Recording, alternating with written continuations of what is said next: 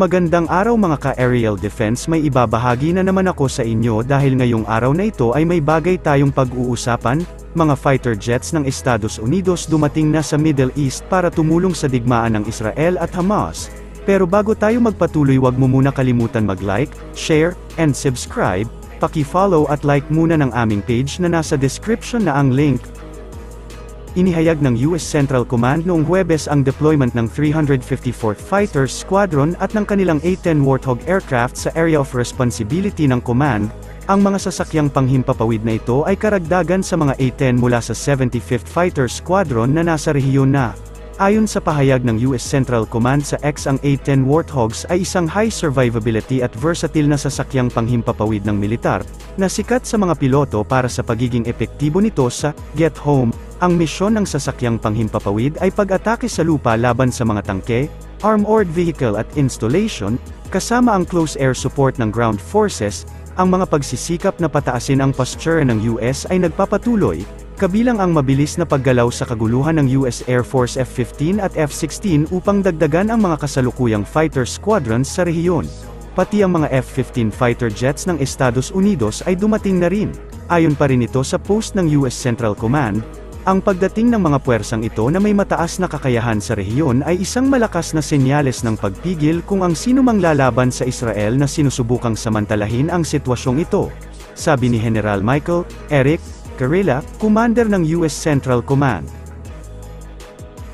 Ang militar ng Israel ay nagsasabi sa 1.1 milyon na tao sa Hilagang Gaza na lumikas kaagad sa kanilang mga tahanan, dahil mukhang naghahanda itong palakasin ang paghihiganti para sa mga teroristang Hamas. Nagpatuloy ang mga eroplanong pandigma ng Israel noong Biyernes upang bombahin ang masikip na coastal enclave na kinokontrol ng Hamas. Ang mga Palestinian ay tumakas sa isang mass exodus noong Biyernes mula sa Hilagang Gaza matapos sabihin ng militar ng Israel sa humigit kumulang 1 milyong tao na lumikas sa katimugang bahagi ng kinubkob na teritoryo, bago ang inaasahang pagsalakay sa lupa bilang pagganti sa sorpresang pag-atake ng militanteng grupo na Hamas. Nagbabala ang United Nations na ang paglikas sa halos kalahati ng masikip na populasyon ng Gaza ay magiging kapahamakan, at hinimok nito ang Israel na baligtarin ang hindi pa nagagawang direktiba. Sinabi ng militar ng Israel na ang mga tropa nito ay nagsagawa ng pansamantalang pagsalakay sa Gaza upang labanan ang mga militante, at hinanap ang mga bakas ng mga 150 katao na dinukot sa pag-atake ng Hamas sa Israel halos 1 linggo na ang nakalipas. Sa pag-uudyok sa paglikas, sinabi ng militar ng Israel na plano nitong e-target ang mga underground na hideout ng Hamas sa paligid ng Gaza City.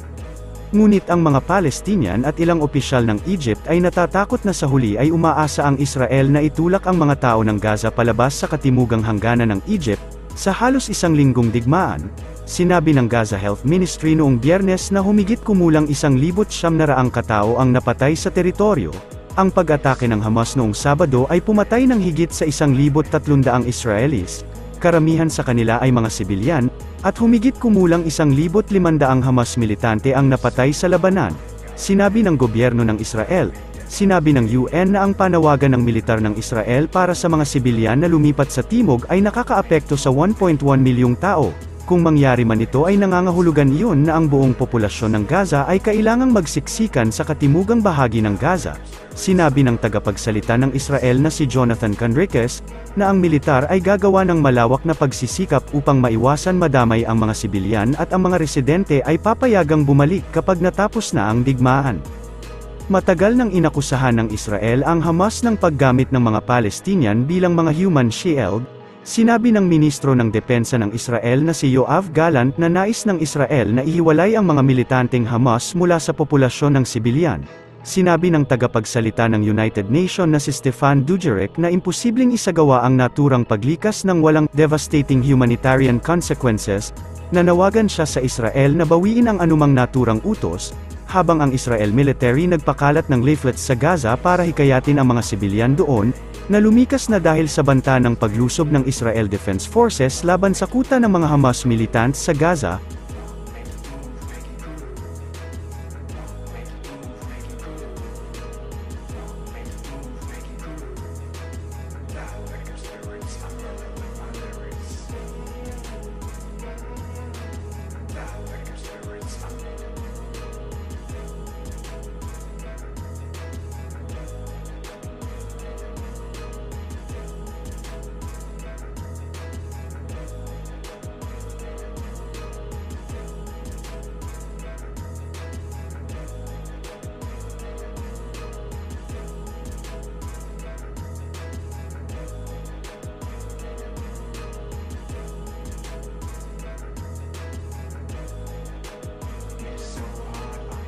mga residente ng Gaza patuloy ang paglikas dahil sa pangambang madamay pa sila sa labanan ng mga Israel Defense Forces at mga Hamas militants.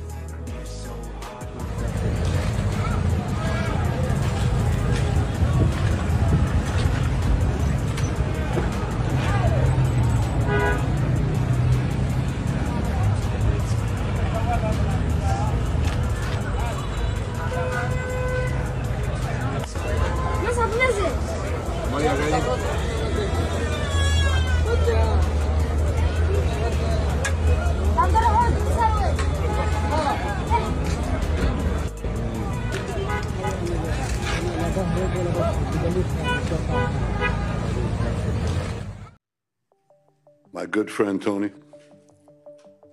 thank you for your important visit here today. Thank you. Thank President Biden. And thank you to the American people for your incredible support for Israel in our war against the barbarians of Hamas. I thank you in English. I want to thank you in Hebrew as well. Mr. Secretary, your visit is another tangible example of America's unequivocal support for Israel. Hamas has shown itself to be an enemy of civilization. President Biden was absolutely correct in calling this sheer evil. Hamas is ISIS, and just as ISIS was crushed, so too will Hamas be crushed.